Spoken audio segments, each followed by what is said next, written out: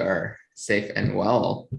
And I'm Tony from aNERDgallery and the curator of Mancapat exhibition, an expression of life through the art of Batik Tenun Gedog, which is happening right now at Stamford Arts Centre at Waterloo Street in Singapore. And it's going on until the 12th of December. And this exhibition is co-organized by aNERDgallery and Sekar Kawung Foundation, and is supported by National Arts Council in Singapore, Embassy of the Republic of Indonesia in Singapore, and Bank Indonesia. Well, I'm right now at Gallery Toko Kita at North Bridge Road, who has kindly hosted us for today's discussion. However, I have managed to put up a virtual background so as if I am in the space itself of the exhibition. So back to the today's discussion. Today is about Meet the Artists. So who are the artists, right? So first of all, the theme exhibition of Mancapat is actually a set of songs that reflect the Javanese philosophy of Sadulur Papat Kalimo Pancer, which is the circular expression of life. And as we go through the exhibition, it reflects the birth of textiles from cotton seeds, the trials and tribulations of the landscape, and the process, as well as to the maturity in the traditional textiles that people know. Earlier, people were like saying, oh, these are not the traditional types, right? So yes, there are those evolution. And as we are going through that circular life, during the curation process, we were wondering, how do we close the circularity of this textile life cycle? Where would the story goes after a death of someone, right? So for this, we invited 3 contemporary artists from Singapore and Indonesia to reflect on their interpretation of Mancapat and gaining inspiration from the textiles that come before them, and hopefully they can inspire and to give birth into a new creations. Cuma 7 orang juga. Spesial. Oh, kamu ada nih Sheila Chandra. Sorry. Apa itu, Mas Tony? If everyone can mute the microphone.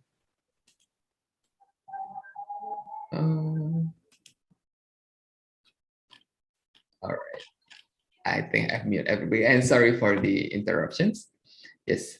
Where was I?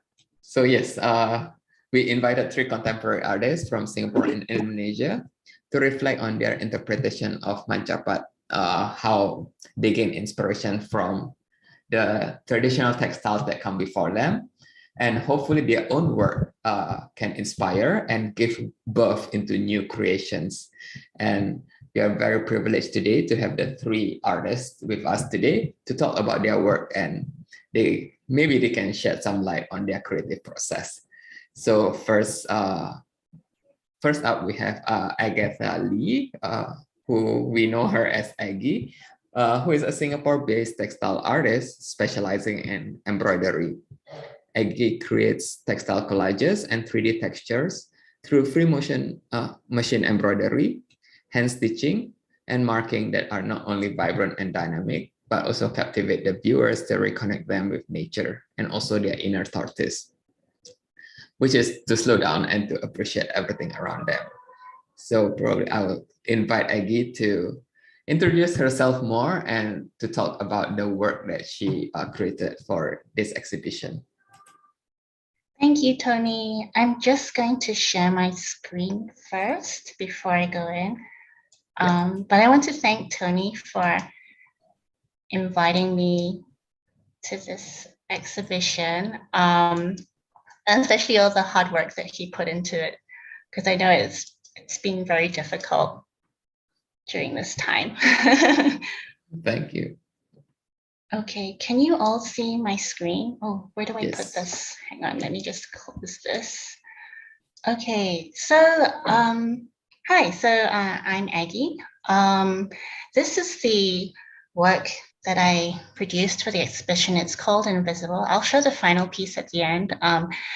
The presentation I'll give you basically I'll be introducing the art practice that I have, and then the process, the thought process, and the techniques that I use for the final piece, which is called Invisible. Tapi saka kene di-mute piye carane? Sorry, let me just. Okay. All right. Yep. So I'm actually a self-taught textile artist. I love anything to do with textiles, which is what attracted me to this exhibition when Tony got in touch with me. But because I'm also very passionate about the environment, having worked in the environmental sector for many years before, and I'm an advocate for the slow movement. So a lot of my work is actually inspired by nature. So I'll just show you a few of the previous works that I've done. Many of the works that I do use a lot of machine embroidery, which is drawing with the sewing machine, which is a bit like drawing with a pencil, except that you use needle and thread. And I also make marks with hand stitching as well. So I basically create collages and 3D sculptures, which get people to actually question their relationship with the environment that they live in, and actually get them to think about what are the better choices that they can make to make the world a better place. So a lot of the work that I do, I try to use findings. Basically, I try not to buy new materials for my work, just to minimize the impact my work has on the environment. And I try to use natural dyes as well, as much as possible. Sometimes it can be very difficult because there are certain colors that you want to achieve in the work. So when we first started the whole process of when we were invited to participate in this exhibition, there was a workshop in August where we all got to meet each other online. It would have been great if we could have been meeting up physically, but it wasn't possible because of COVID. But when we started taking these workshops just to learn about Tuban and then the whole process of making the fabrics, what struck me was the Mancapat philosophy, which Tony shared about earlier on. And the whole, I guess what was intriguing to me was that this philosophy and also the myth that was passed down between generation to generation, the Nini Towak, which is the goddess of the cotton.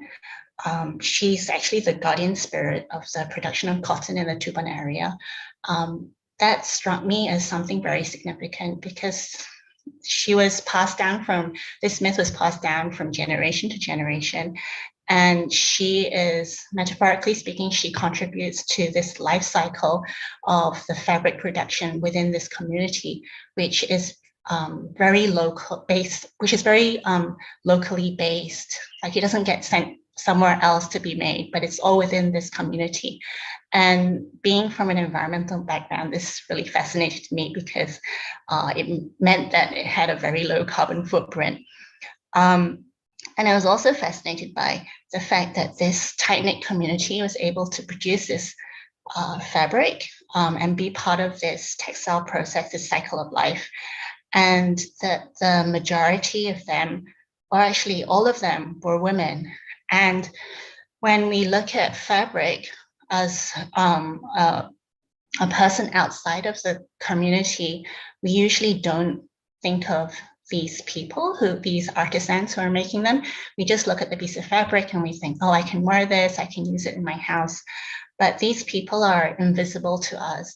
And so in my piece of work, I wanted to actually bring out this community and to show the amount of work and effort that is involved in making each piece of fabric. And in so doing, the art piece would then create a more intimate connection between the user of the fabric and the artisan. And I felt that was important because at the beginning of the whole process, Nini Toak, the goddess the goddess that the artisans rely on to give them a good harvest of cotton crop, she sends her cotton beans down to the cotton fields, and that's the basic building block. But that her magic runs through the hard work that these ladies produce, and in so doing, their narrative, or rather, and also Nini Toak's narrative, can then be woven into the fabric and gifted to the eventual user. So the first step that I did was to think of, okay, so should I look at the faces or should I look at the hands? And I decided to actually take the hands of the artisans. There are actually up to 10 steps in making of the final piece of fabric. So from picking up the cotton to the spinning to the weaving, and then the final one being the macrame of the piece of fabric, macrame of the ends of the piece of fabric. And because I couldn't be there, so Sekar Kawung kindly took images of the hands of the ladies.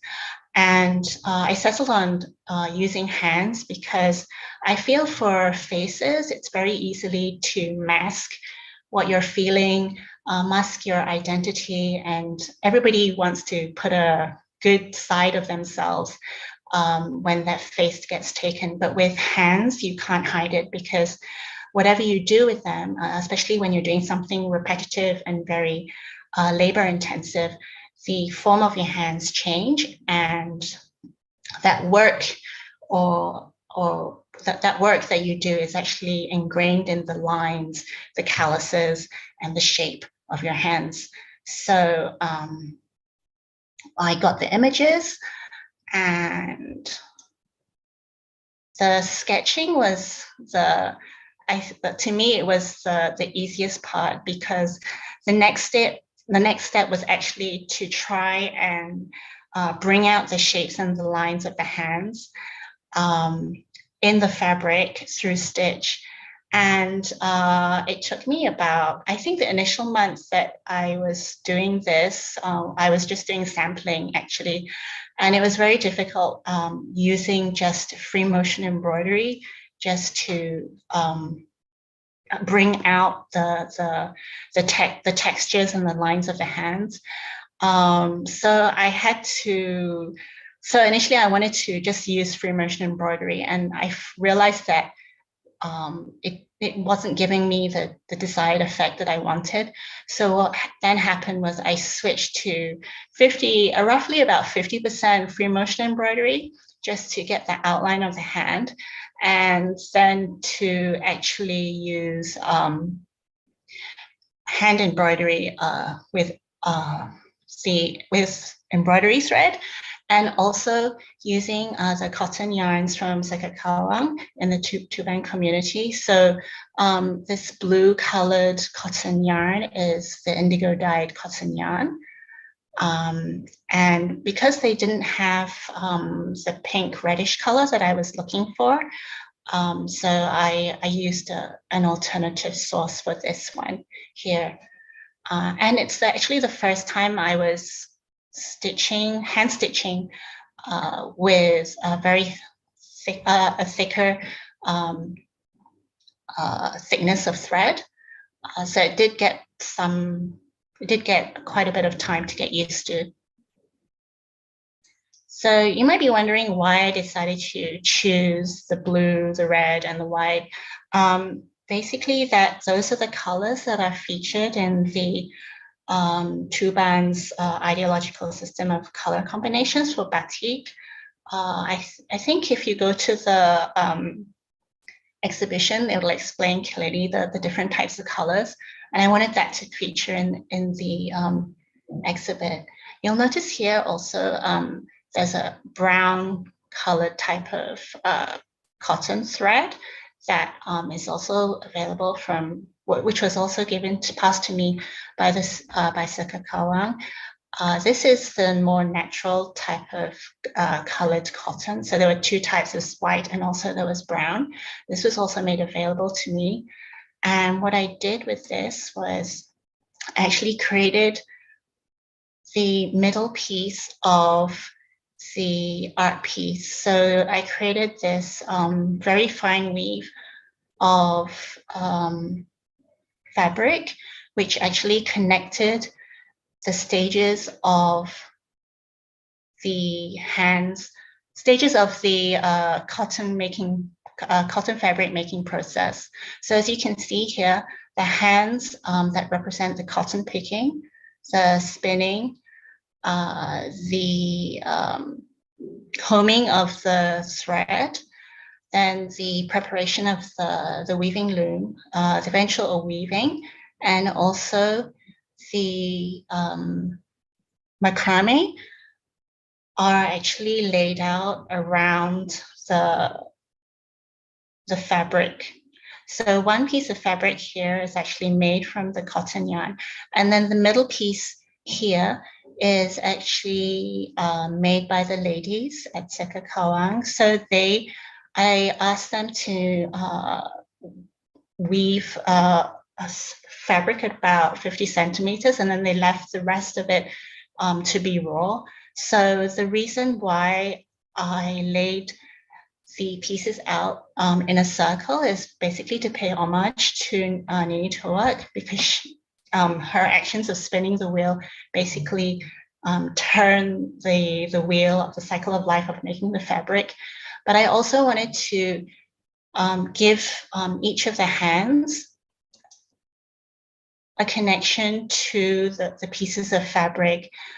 Because for the user, we usually see the fabric first, but I wanted them to also see the connection between each of the individuals who are represented in the embroidered hoops, but also by the fact that the hands, the lines in the hands are, or rather the fabric is an extension of the hands, of the lines in the hands of the artisans who make the pieces. Yeah. So so this is the final piece. You can see it at Stamford. So when you go down to look at it, what do you see first? Do you see the fabric, the final piece of fabric, or do you see the lines? And that's why I called this piece invisible, in being in brackets, because I want people to actually question themselves. Do they know the people who actually make the fabric behind what they're wearing, and to also have a more intimate connection with them. So thank you very much. I think questions are at the end. Is that right, Tony? Yes, we'll do question right at the end. Okay, thank you. All right, thank you, Aggie. And I love to see your process of experiments. And one thing that struck me was the capturing that lines on the hands, as you said, that the face, you can smile for the cameras, and something that people purposely, consciously pose for it. Whereas Yes. with the hands, like there's no way escaping that. And there's a very interesting observation that, so next we have Marina Gosali, who is a self-taught stitch artist who has enduring love for batik and anything handcrafted with fine skills and elegance. Marina started a Kupuku studio, which is a handcraft studio championing the empowerment of children with special needs. and connection to materials, and her intuitions guided her creations. So I shall invite now Mbak Marina to unmute and turn on your camera, and yeah, you can introduce yourself and your work. Hi, everybody. I'm Marina. Let me maybe I read my written to all of you.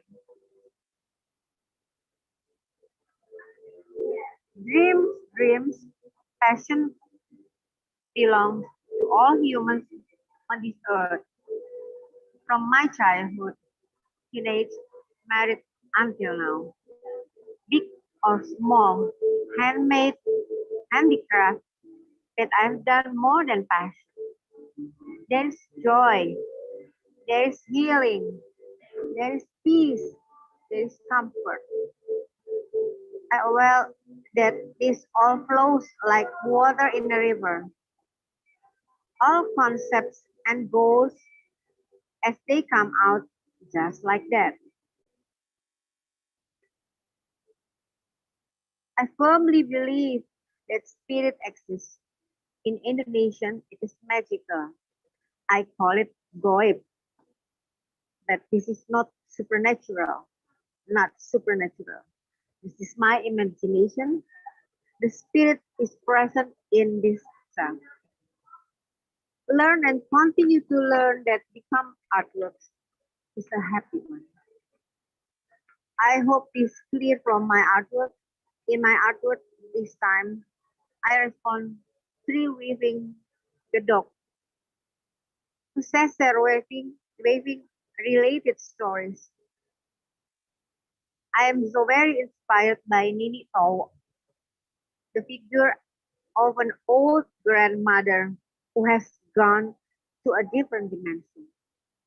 With her love, she continues to spin yarn and send to her favorite community, the Tuban community, to continue to preserve the cultural heritage of our ancestors. The other weaving, the Gedog weaving, tells the story of the circle of life. For me, in my imagination, the circle of life is not always round. It can be square. This is my imagination. In this weaving, there is a message. Continue to work beautifully, caring for the sustainable culture of the Tuban community, maintaining culture. There is from me now. I think we can continue about all my artwork because I don't have any picture of my artwork. Yes, not a problem. If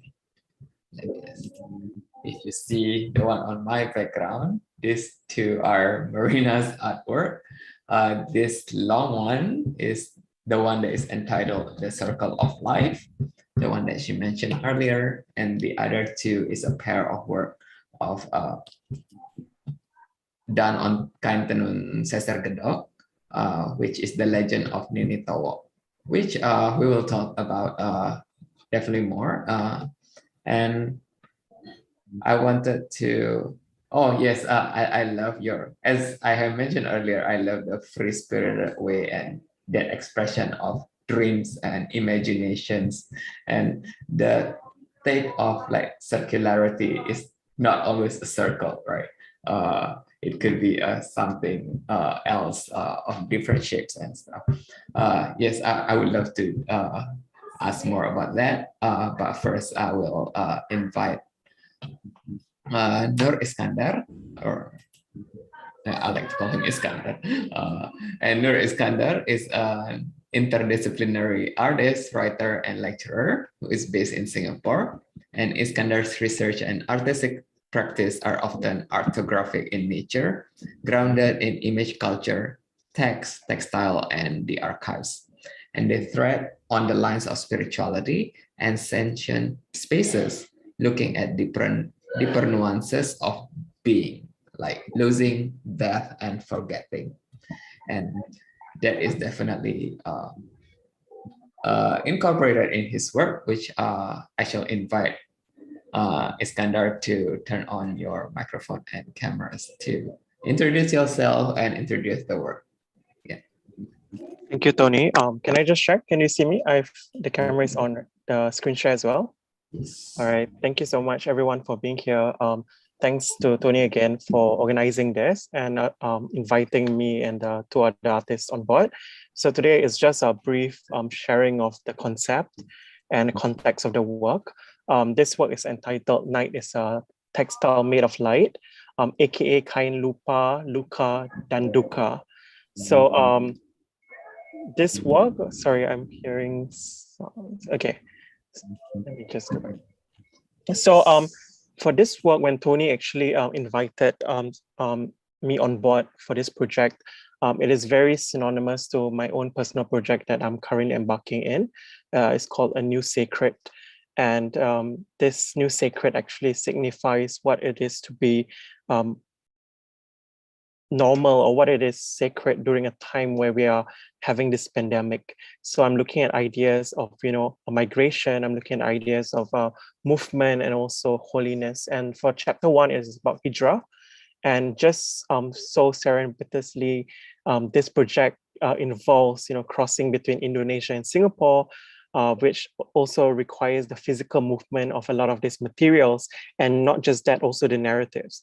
And I wanted to celebrate all that within a project. So this is a little quick picture of what the final outcome is. Of course, like what the other artists have mentioned, do come by to the actual space in Stamford Arts to see the real encounter experience.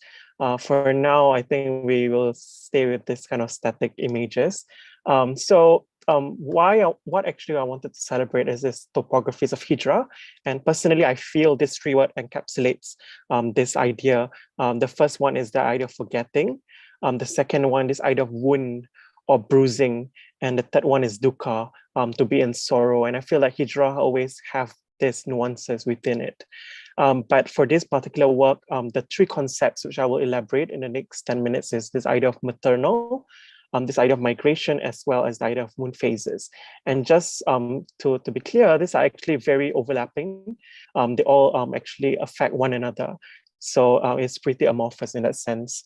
So the first part, maternal, I think when the group or the facilitator allow us into the life or the lifestyle in the process of making this textile, the entire ecosystem, like what Aggie have mentioned, and also Marina, but Marina also talk about this idea of the feminine energy. I think it was very obvious that that idea of maternal energy or maternal wound, maternal loss, mother nature, all congests in my head. And I was quickly influenced by that. I wanted to celebrate that idea of the feminine energy, especially because we came across this idea of Nini Tuok.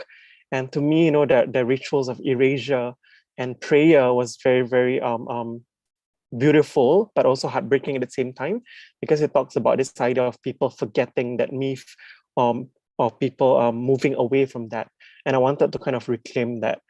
This too was shared by Tony, and especially on the left, this is a prayer that the weavers, or actually the cotton seeds planters use it during harvest, and I thought that was quite fascinating.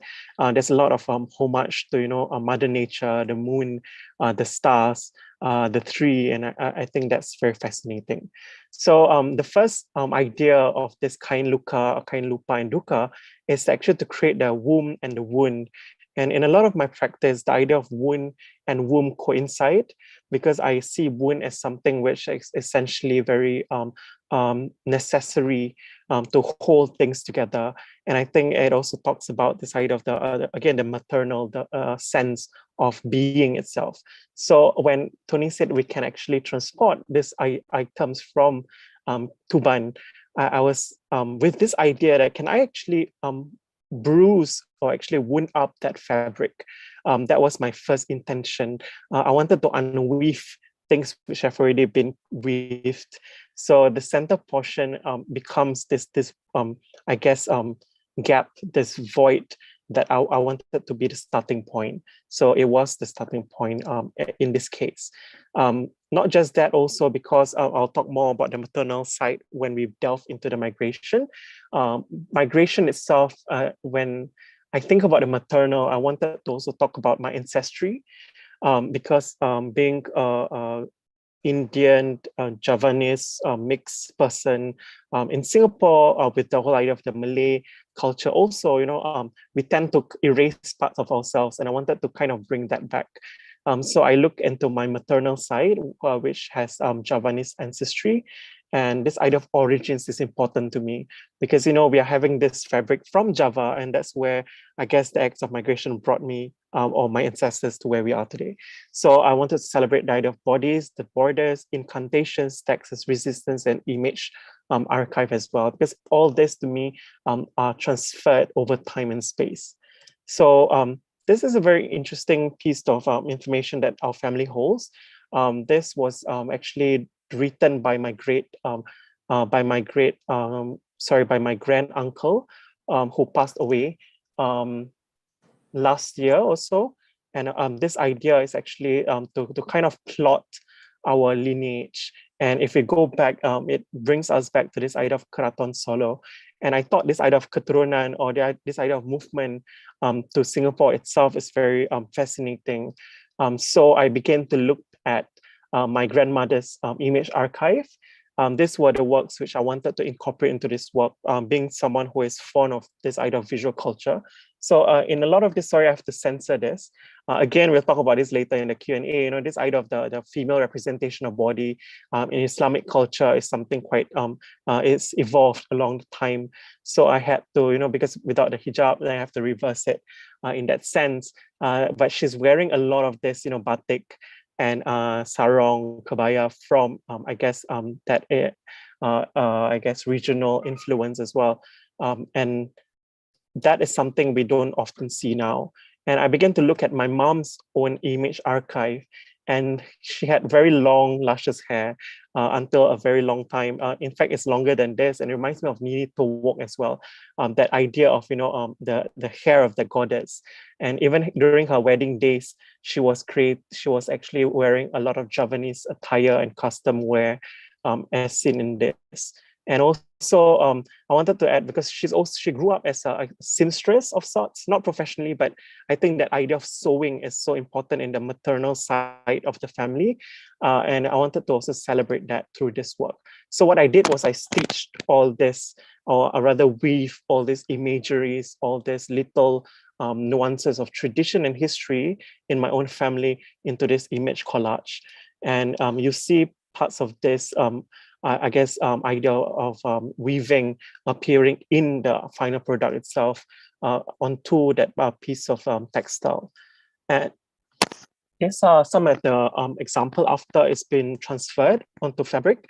This organza fabric, and this was the kind of contribution from my side before I actually pair it up with the textile from Tuban. And you can see how it has this very luminance quality about it, and I wanted it to be that way. Something else which, sorry. So something else which I also wanted to kind of look at is this idea of text as resistance. As someone who looks at poetry and also stories as something very, very potent, I began to look at my own archive of poetry writing in my native Malay. And on the left, there's actually a poetry or poesy, which I wrote in 2007.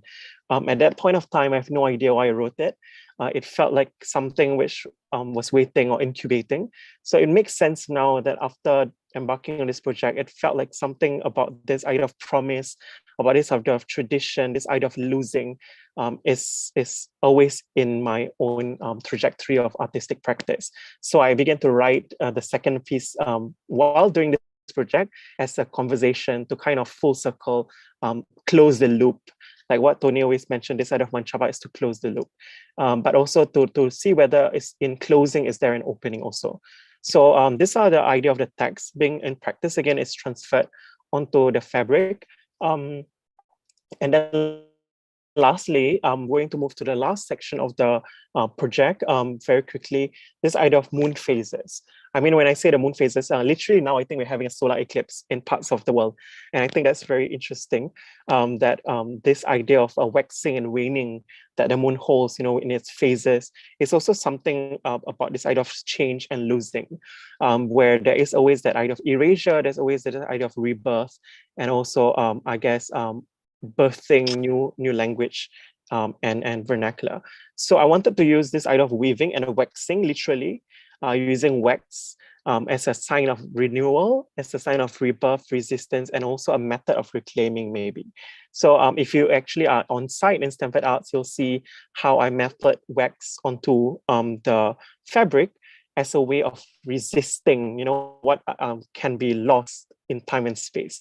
So the fabric started very soft in that sense, but after all this wax are melted on it, I realized it gains a new texture. It becomes even very hardest, like it becomes like a second skin. It reminds me of all those myths and stories about Nini Tawok again. That idea of Ninik Kebayan. When I was reading on it, some people look at her as a goddess, some of her look at her as a kind of a different spirit altogether. And I like that idea of change. And also this idea of weaving and stitching. So on all the words and across the fabric, I began to stitch quite organically as a sense of like protection, but also maybe in the Q&A, we'll discuss that after stepping back, I began to see that maybe in protection itself, there is that messiness and unruliness that we can discuss. So lastly, to kind of finalize everything, what I did was I started to, the wound that we started with, I wanted to unwound it. I wanted to fill it up with something to show that sense of Mancapat cycle. And this should also spell this idea of maturity, death, and rebirth, again, to close the loop. I embarked on this video work within the womb and the wound that we started with. So I actually collaborated with a local performance artist, dancer Alfi Ismail, who actually felt the poems that I wrote, and he performed according to those poesy. And there are 3 stages of it. If you can allow me to just play a snippet of it, maybe 2 minutes of it, I think to get the sense of what this video is about. Here we go. Hopefully the sound works. Okay.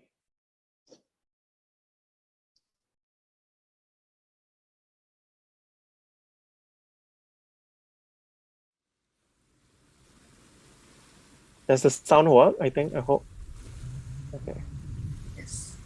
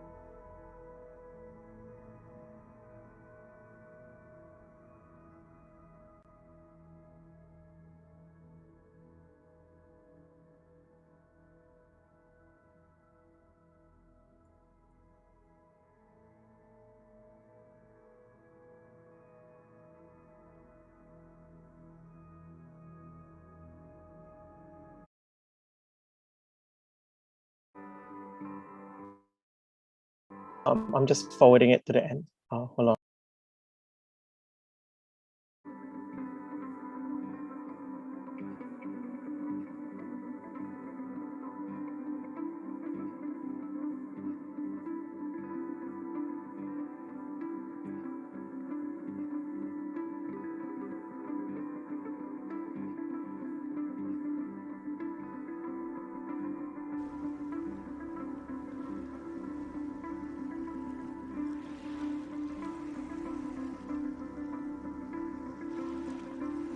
All right, sorry about that. I have to forward it because it's quite a long video. But essentially, I wanted to show that there are 3 stages in that: the maturity, the death in the middle, and the rebirth at the end. And what I wanted to portray is that the hole or the wound ends up being filled up with the sun itself, and that becomes the mother nature that is coming back to be part of that picture. So I just wanted to end this. Just before I forget, the music was from also our local collaborator. It's a band called The Eats, who also internalized the meaning of the work and did that sound piece. And to sum up my presentation, I just want to say that only with a wound can light pass through, and for bodies to be one with the mother, with nature. Yet this process is loaded with burdens of undoing. There's a lot of mess. There's a lot of fraying threads, dissonance, distortion, resistance, preservation, because I feel in forgetting and remembering both, it is quite a violent project. So we expect to see some bruises and cracked skin between the waxing and waning of the stories, a new skin and language and cycle is born. So with that, thank you so much for hearing me out, and I look forward to have more conversation with everyone. Yeah. All right, thank you, Iskandar, for that amazing summary of your work. And I am still very floored at how coincidental this whole thing, because at first as I was like looking for an artist, Singaporean artist, to respond to the idea of Mancapat.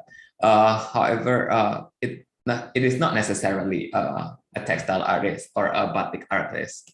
And through coincidence and recommendations from Aggie, and then we got to you, and as you talk more about it, and as you share more like the different coincidences that you finally like come back full circle to the projects and to even the space itself where you like first met with Aggie first, you know. So it's kind of like, yeah, very fascinating to me how world works, you know, in coincidence. Yes, for those who just joined us, welcome back and thank you for joining us today in this Mancapat the Artist Perspective discussion panel, which is part of Mancapat exhibition, the expression of life through the art of Batik Tenun Gedog, that is happening right now in Stamford Arts Centre in Singapore. And in this panel, we're going to hear more about the artist perspective, how they interpreted the theme and how they created the work. So, and we have just heard from the 3 artists about their artwork, and I would like to invite the audience. If you have any questions, you can type it in the chat or you can raise your hand if there are any takers to start off the conversation. While I add spotlight everyone.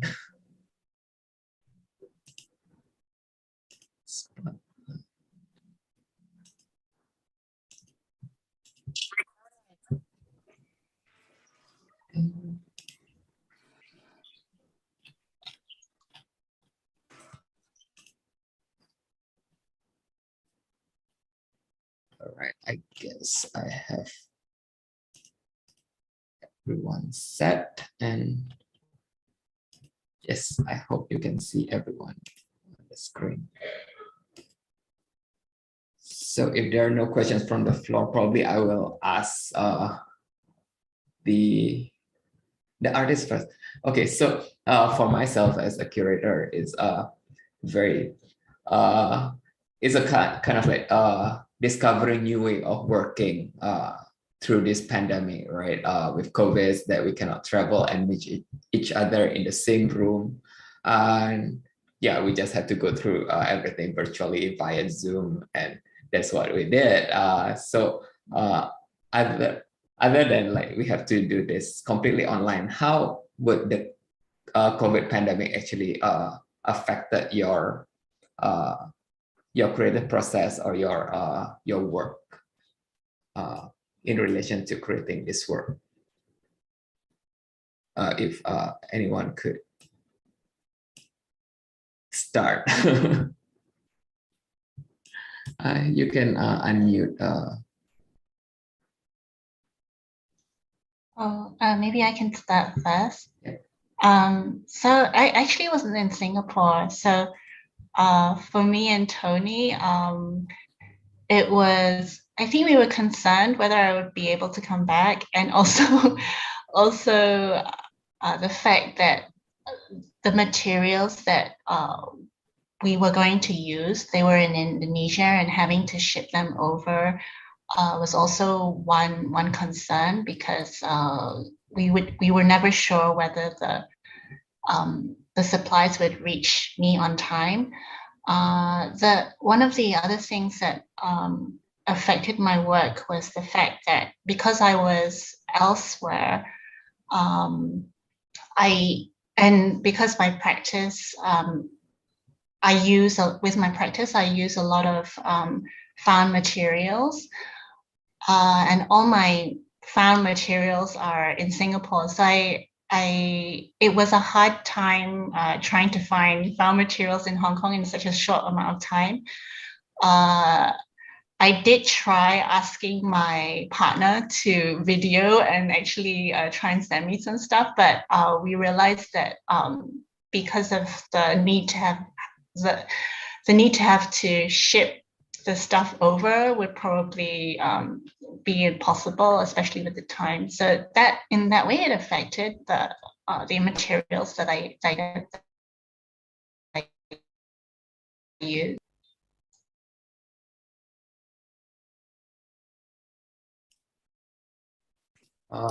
Yeah, how about you? Yeah, Iskandar? maybe to add on to Aggie, for myself, it wasn't so much of a challenge, I would think, because I tried to retrospect. A lot of my practice works with this idea of finding meanings and that kind of gaps, I would think. So I actually treasured the idea of not having that control over certain decisions. And I see this crossing because I also love the idea that I'm not saying that, I mean, I would love to meet everyone, especially those in Indonesia, but I find this idea of passing the material forward across borders quite fascinating, right? Because it will be a totally different experience if we were to actually go down to Tuban and collect that ourselves, but rather it may be a totally different experience by itself. So for now, I'm actually glad we get to encounter this in a very special way. And perhaps the next iteration would be working together on site to have different variations of this feeling. Yeah. Yeah, so that is a shout out to all the sponsors out there for our version Mancapat 2.0, right? Yeah. How about you, Mbak Marina? Do you have any difficulties, or like what's your experience like working because you are in Indonesia, and I mean material wise is relatively nearer? What's your experience like?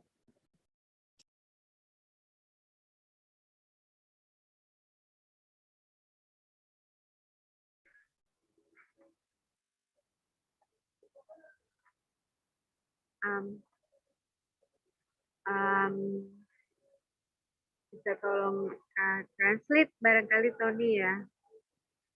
Ya, silakan. Bisa dengar suara saya ya? Kalau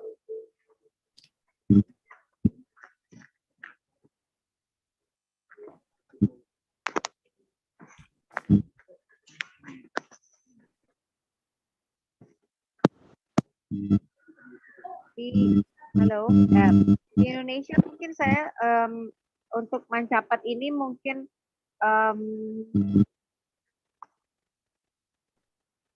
sangat challenge karena pertama kalinya saya merespon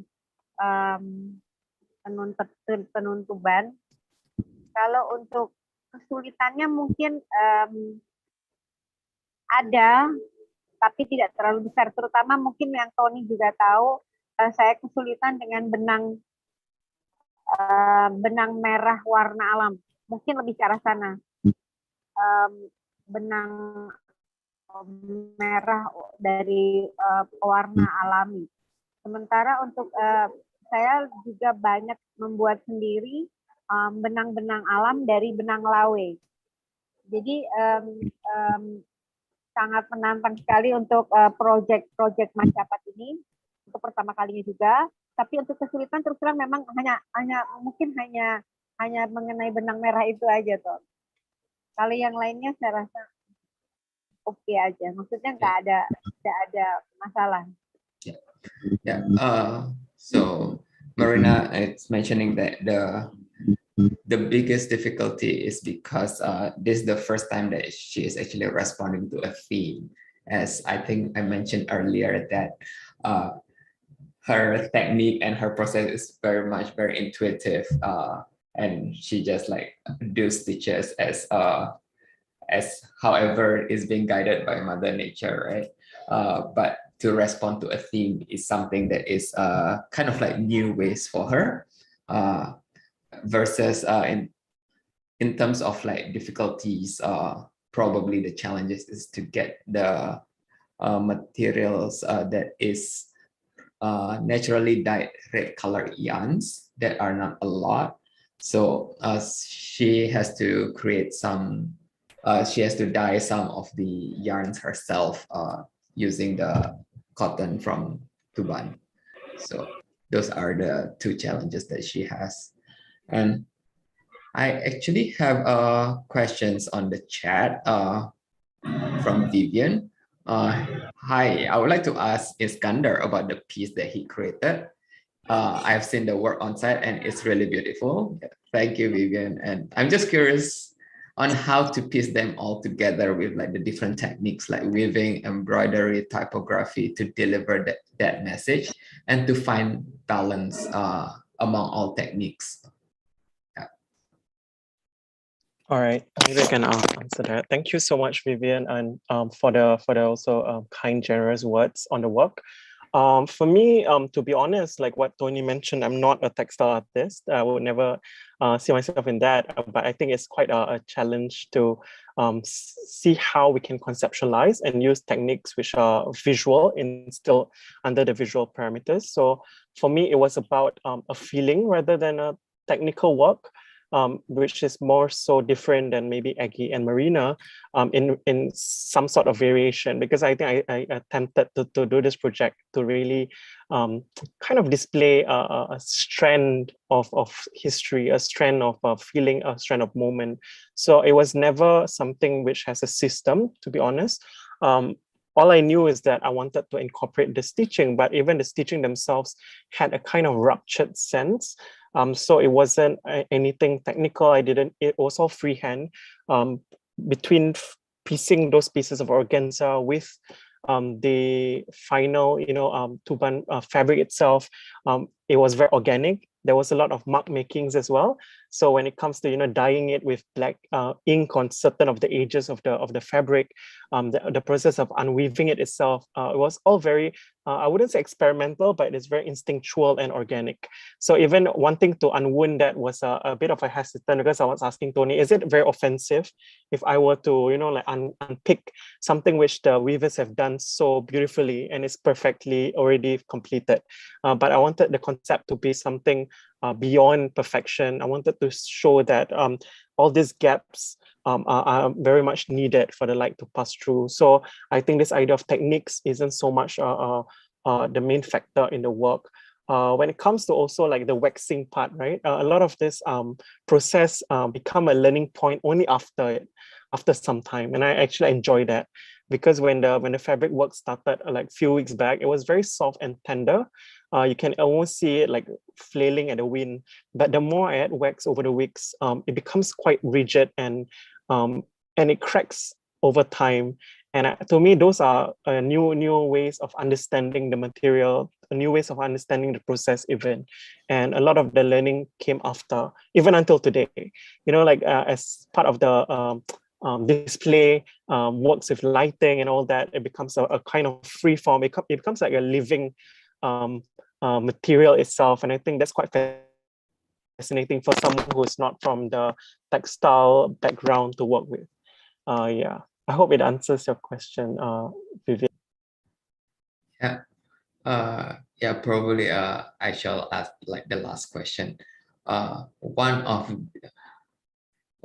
the thing that is kind of like across the the three work is like very coincidental again that we had the artist meetup, kind of like a workshop for the artists to learn about Tuban, about philosophy and all the different textiles.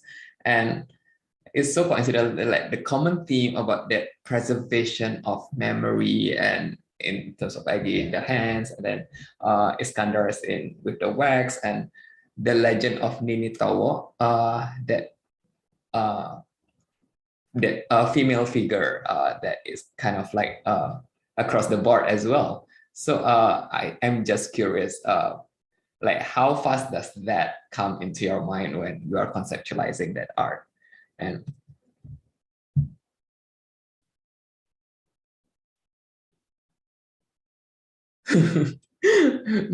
maybe Iskandar, you might want to start first.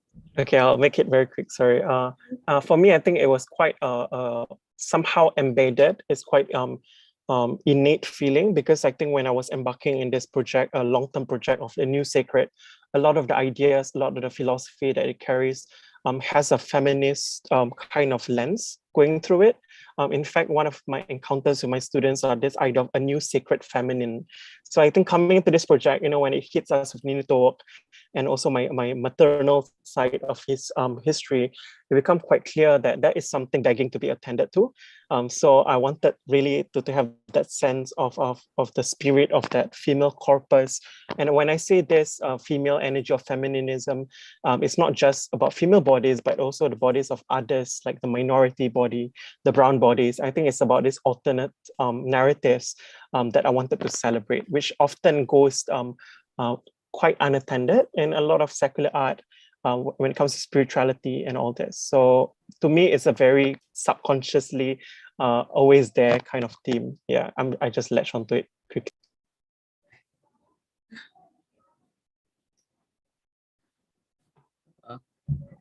Bagaimana Mbak Marina tentang legenda Nini Tawo dan sosok perempuan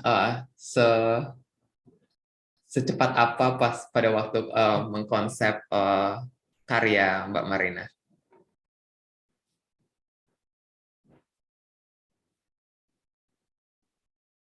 Masih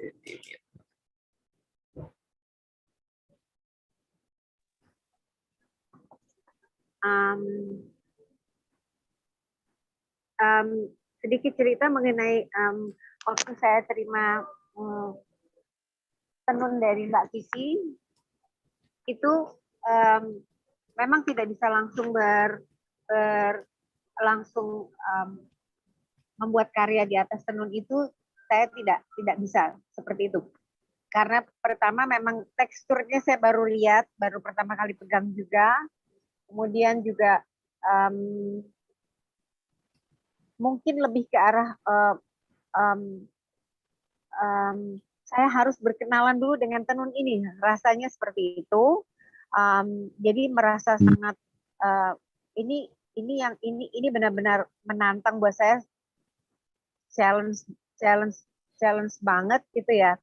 Jadi pada waktu saya akan memulai ini cukup lama untuk tidak bisa langsung memulai, karena saya merasa saya harus berkenalan dulu. Kemudian ini sedikit ceritanya mungkin agak aneh mungkin ya. Kalau saya memang mungkin kayak agak seperti itu. Jadi mungkin ada beberapa saat, beberapa lama itu dengan 3 tenun itu saya setiap hari mungkin saya buka, saya tutup, saya buka, saya tutup gitu. Terus baru kemudian juga saya awal-awal saya agak-agak berpikir mengenai Mancapat itu sendiri, yang pada waktu awal-awal kita ada Zoom pertama itu, Mas Tony, 5 pancer yang mengenai itu ya. Ya, sadulur papat kali mau pancer. Sadulur papat 5 pancer itu. Bolak-balik saya cari tahu sendiri juga mengenai sedulur papat 5 pancer itu, tapi rasanya tidak pernah klop ya. Tidak pernah kok nggak pas-pas terus gitu. Jadi setiap kali saya harus terus, mungkin bukan mencari inspirasi, bukan. Jadi kayak sedikit ada cukup lama saya seperti itu sampai dengan mungkin bukan dengan tiba-tiba, jadi kayak magic atau apa, enggak seperti itu tiba-tiba saya mendapat kayak Nini Towo itu seperti masuk begitu gitu. Jadi kayak oh ini Nini Towo nih sepertinya gitu ya. Jadi saya pikir aduh ini Nini Towo terus, jadi mikirnya itu terus, akhirnya saya mencari tahu siapa Nini Towo ini. Maksudnya juga ada beberapa cerita yang saya dengar juga dari Mbak Kiki mengenai Nini Towo ini, seorang nenek tua yang menjadi spirit dan semangat itu hidup terus di antara masyarakat Tuban seperti itu. Dan itu sepertinya dari tiga tenun itu isinya memang akhirnya mengenai Nini Towo ini, karena pada saat saya membuat itu seperti dia kayak seperti terus berkata-kata, terus menemani saya, itu betul-betul. Jadi kayak benar-benar kayak hidup. Saya merasakan itu banget. Jadi saya sampai bilang sama suami saya betul loh. Maksudnya benar-benar saya ngobrol. Saya memang bertemu dengan dia. Jadi terinspirasi sangat dengan Nini Towo. Dan saya percaya banget. Kayaknya seperti itu Mas Tony. Itu agak-agak ceritanya agak-agak mungkin mistis ya. Wah, Yes. itu waktu terakhir saya mengerjakan itu, saya sampai bilang sama Mbak Kiki. Saya haru loh. Maksudnya kalau di Indonesia mungkin bilang kan berbesmili gitu. Rasanya pengen nangis gitu karena harus saya antar tenun-tenun itu pergi ke tempatnya Mbak Kiki untuk kemudian dikirim ke Singapura itu. That's believe it or not. Okay, let me try to translate that.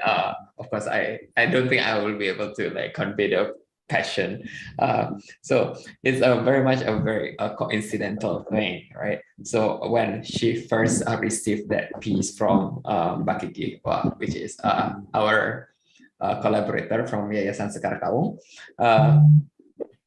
she has no idea what to do with that. So for a couple of days, she would just like open the textiles and like wondering what to do with that. And then like, you know, it takes some time. So it's not exactly like very intuitive that she wants to work on it. But, and also because of like the materials itself, it's kind of like new for her to work with. So she has to kind of like get acquainted and learn about the textile itself, the texture and so on. So it takes quite a while.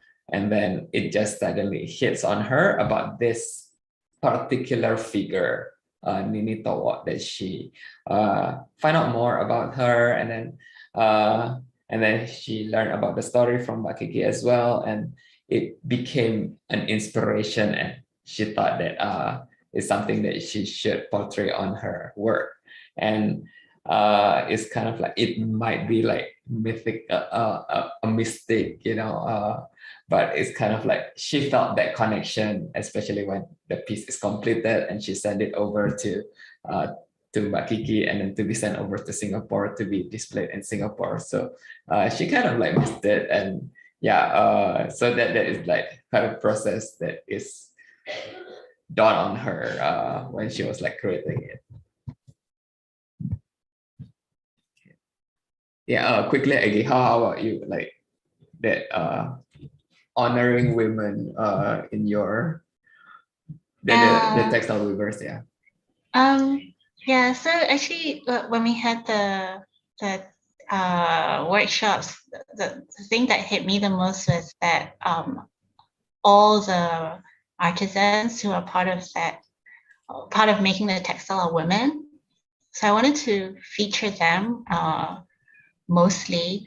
But as I was looking through the Nini Towo book that you lent me, I realized that the narrative doesn't just start with the artisans. It goes much further back than that, because these ladies are influenced by Nini Towo because the myth behind her is that she is basically she is the building block behind the making of the fabric. So that's how that influenced what I came up with. Yeah, but yeah, it did like Marina, it did take quite a while. It just didn't come like immediately. Awesome. So yeah, there is this still a gap of like, getting the inspiration and the culmination of inspiration. And I think, well, it is time, but I have one last question from Mbak Kiki, which I think is like a very important one. So what is the final message that you have that you would like to give to the youth in Tuban about their heritage?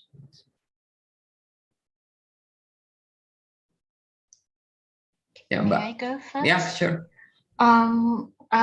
Just one sentence really is for them to hold on to it, because it's what makes them unique, and it's part of their identity. So hold on to it. That's really important. Yeah, thank you. Maybe I'll jump in, since Aggie's word is hold on. My word is also to find or to actually welcome letting go sometimes. And I know it's such a contradictory statement, but just now when Ibu Marina was saying the idea of pemergian, but for me dalam satu pemergian itu adalah satu pertemuan juga. I think there's always an arriving and a departing, and sometimes it is about finding the new language, and these languages are actually held in our history, and I think we have to kind of hold on to not just the material culture, but also the stories, the heritage, the oral tradition of people before us. I think that's very important to attend to. So that's my I guess kata-kata semangat for the youth in Tuban. Yeah. How about you, Mbak Marina? What would be your final message for the pesan terakhir untuk teman-teman kaum muda penerus tradisi di Tuban?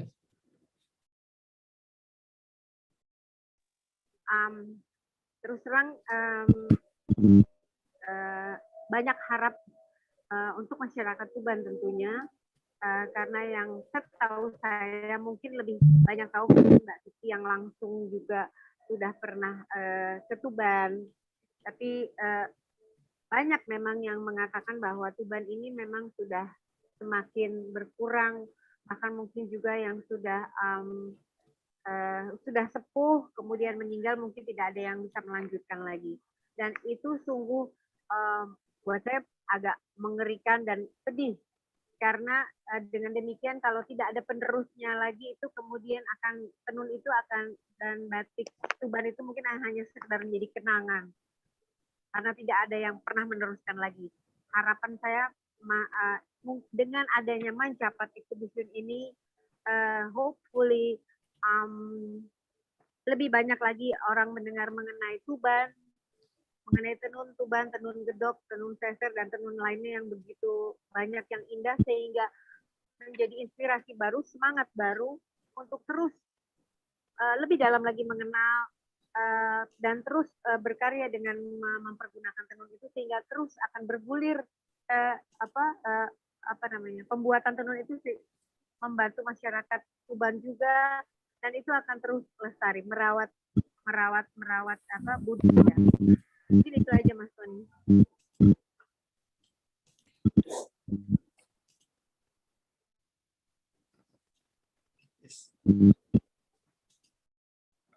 Yes. So there are plenty of hopes for the Tuban weavers, and it is really disheartening when I first learned about Tuban textile communities, because many has been like of old age or they have like passed on. So it's disheartening if like no one's gonna continue with the tradition. So my hope is like through this exhibition, people can learn more about the wide variety of Tuban textile itself, and people will learn more, they will see what they're all about, and hopefully to support and to further expand on the, to further appreciate Tuban textiles and for them to be able to learn that their work is being appreciated. So those are the messages from the artists. And unfortunately, the time as I have passed on the time, let me just quickly do a closing remarks. And yes, really apologize for any disruptions that we have during the discussion. And thank you so much for joining us today. We hope you have a glimpse into the brains and the process in creating these artworks. And as all the artists mentioned, it's not the best experience to see it online. So if you're in Singapore, do come down to see their artworks on display at the exhibition venue at Stamford Arts Centre. That's at 155 Waterloo Street, project room 02-02. And it runs all the way until 12th of December.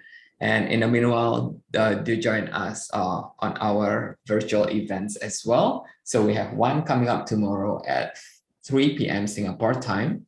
We'll be doing a virtual tour to Tuban, so you can find out more about what Tuban's like, what's special there, what are the textiles that they have, and yes, have a good time. So until next time, once again, thank you so much. I'm Tony from aNERDgallery, and we shall see you soon, virtually or in person in the exhibition. Thank you so much, everybody. Thank you, everyone. Thank you, everyone. Stay safe. Bye. Thank you so much. Thank you so much.